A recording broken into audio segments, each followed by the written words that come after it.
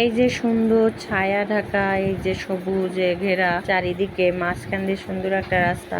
এটা কোথায় বলতে পারবেন? এটা হলো আমার শ্বশুর বাড়ি যাওয়ার রাস্তা।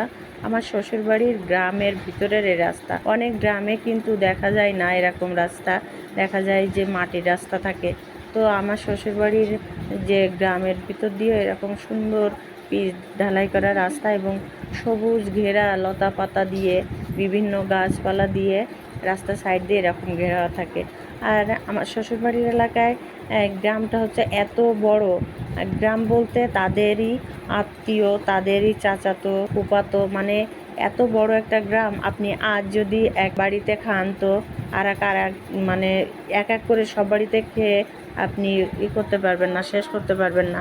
তাদেরই সব গোষ্ঠীরই লোকজন একসঙ্গে। তো তাদের আসলে পাড়া প্রতিবেশী লাগে না, তারা নিজেরাই সব। এটা হলো পুকুর।